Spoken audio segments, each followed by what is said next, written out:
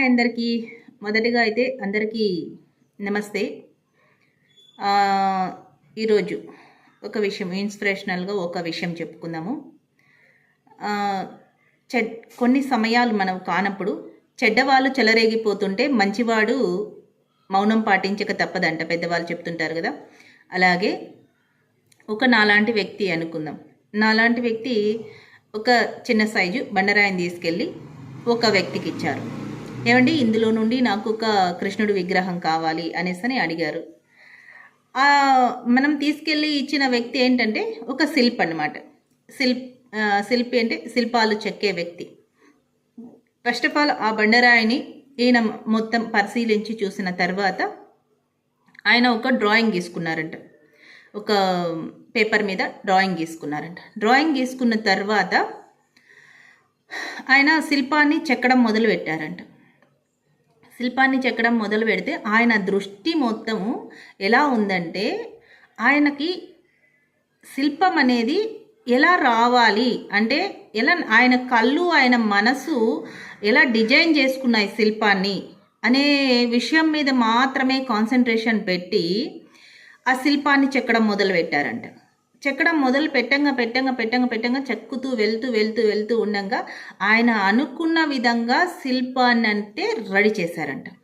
ఆయన అనుకున్న విధంగా శిల్పాన్ని రెడీ చేయడం అంటే ఆయన దృష్టి మొత్తము ఆ శిల్పం డిజైన్ చేసుకున్న విధానం మీద మాత్రమే ఉంది. అంటే ఆయన చెక్కేస్తున్న రాళ్ళపైన లేదు. అంటే ఏదైతే అవసరం లేదో, అక్కడ మనకి ఏదైతే అవసరం లేదో వాటిని అంతా చెక్కి పడేస్తున్నారన్నమాట బయట. అవసరం లేని రాయిని మొత్తం చెక్కి పడేస్తున్నారు బయట. వాటి మీద లేదు ఆయన కాన్సన్ట్రేషన్. అరే నేను ఇన్ని రాళ్ళు తీసేస్తున్నానే ఇందులో నుండి అనేసని లేదు ఆయనకు. ఇవంతా చెడ్డవా మంచివా ఎలాంటివి అనేసని ఆయనకు ఆ ఆలోచన కూడా లేదు. అన్నీ చెక్కేసి బయట పడేసేసారు. అంటే అక్కడ వేస్ట్ మెటీరియల్, అది అంతా వేస్ట్ మెటీరియల్. శిల్పం ఆయన అనుకున్న విధంగా శిల్పం అందంగా రెడీ అయింది. అందులోనూ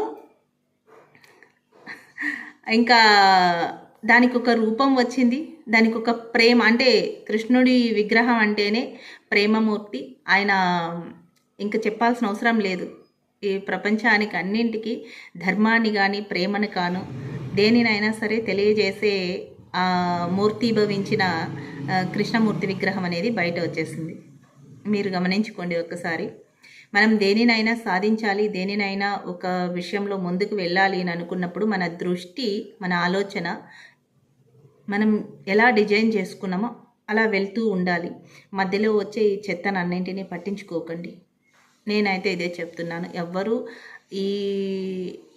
ఎవరు ఏది ఎదుర్కొని వాళ్ళు లేరు. ఈ ప్రపంచం నుండి చెడును ఎదుర్కొని వ్యక్తులు అనేవాళ్ళు ఎవ్వరు లేరు. ఎందుకంటే మనిషి నుండి మనిషే బాధ కలుగుతుంది. ఎందుకంటే ఇది మనుష్య ప్రపంచం. మనం ఉన్నది ఈ సమాజం అంటేనే మనుషులు అంటే అందులో మనము ఒకరమే. కాబట్టి వాళ్ళు మాట్లాడే మాటలు కావచ్చు, వాళ్ళు ప్రవర్తించే ప్రవర్తన కావచ్చు, వాళ్ళు వ్యతిరేకించే వ్యక్తిగత విషయాలు కావచ్చు, దేనిని మీరు ఎవరూ పట్టించుకోకండి.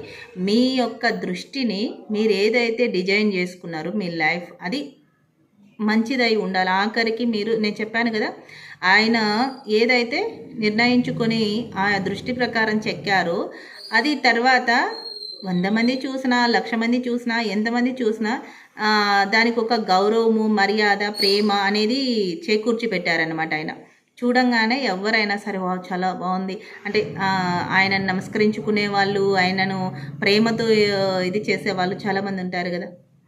నాకు తెలిసినంత వరకు కృష్ణయ్య అంటేనే చాలా ప్రేమానురాగాలకు ఆదర్శవంతంగా తీసుకుంటారు.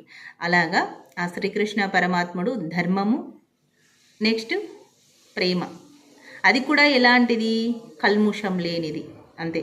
అలాగా మనం కూడా అలాగే ఉండాలి, మన దారిని అలాగే తీసుకొని వెళ్ళాలి. అంతే తప్పితే ఈ చెడు వాక్యాలను, చెడు వచ్చే లైవ్ల్లో కావచ్చు, మీ యొక్క యూట్యూబ్లో కావచ్చు, ఎక్కడైనా సరే ఎవరిని పట్టించుకోకండి. దయచేసి మీ మార్గాన్ని మీరు తీసుకెళ్ళండి. Thank you so much. నా వీడియోస్ నచ్చిన, నా ఇన్స్పిరేషనల్ వర్డ్స్ మీకు నచ్చిన నా ఛానల్ని సబ్స్క్రైబ్ చేయండి, సపోర్ట్ చేయండి. అలాగే నా యొక్క ఈ చిన్న సందేశాన్ని మీకు నచ్చిందో లేదో కామెంట్ చేయండి. Thank you.